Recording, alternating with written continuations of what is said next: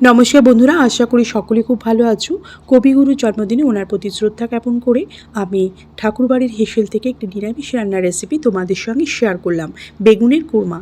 তো চলো এই রেসিপিটা একবার দেখে নেওয়া যাক। সবার প্রথমে আমি বেগুনগুলোকে একটি বড় আকারে করে কেটে নিয়েছি। এবার সমস্ত বেগুনগুলোকে ভালো করে ধুয়ে নিয়ে এটাকে আমি সর্ষের তেলে ভেজে নেব। তোমরা সাদা তেলও করতে পারো, তবে আমি সমস্ত রান্নাটাই সর্ষের তেলে করেছি। এবার অন্যদিকে ফোড়ন দেওয়ার জন্য গোটা গরম মশলাকে একটু থেতো করে নিয়েছি। সমস্ত বেগুনগুলো ভাজা হয়ে গেছে। এবার আমি কড়াইতে তেলের মধ্যে ফোড়ন দিয়ে দেব। ফোড়নে দেব তেজপাতা এবং থেতো করে রাখা গোটা গরম মশলাটা। ফোড়নটা একটু ভাজা ভাজা হয়ে যাওয়ার পর এর মধ্যে আমি 1 টেবিল স্পুন হিংকে একটু জল দিয়ে গুলিয়ে নিয়েছি, সেটা দিয়ে দিয়েছি। আর একটা টমেটোকে ছোটো ছোটো পিস করে কেটে নিয়ে সেই টমেটো দিয়ে কিছুক্ষণ নাড়াচাড়া দেওয়ার পর দিলাম 1 টেবিল স্পুন আদা বাটা।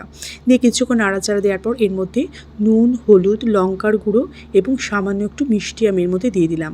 এরপর আমি এর মধ্যে দিলাম 4 টেবিল স্পুন টক দই। ভালো করে জল দিয়ে ফেটিয়ে নিয়ে এর মধ্যে দিয়ে কিছুক্ষণ ধরে নাড়াচাড়া দিলাম। এরপর রান্নাটা কষে আসলে আমি এর মধ্যে জল দিয়ে দিয়েছি অল্প একটু, সঙ্গে ঝাল হবার জন্য 2টো কাঁচা লঙ্কা দিয়েছি।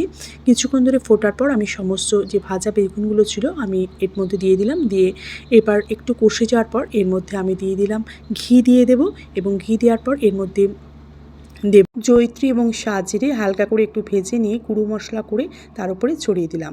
সাথে ঘিটাও দিয়ে দিলাম। দেখতেই পাচ্ছ অসাধারণ টেস্ট। তোমরা কিন্তু এভাবে নিরামিষের দিনে রান্না করতে পারো, এবং বাড়িতে যদি কোনো গেস্ট আসে তাকেও কিন্তু এটা পরিবেশন করতে পারো। দুর্দান্ত টেস্ট। তো আশা করি রেসিপিটা তোমাদের ভীষণ ভালো লেগেছে।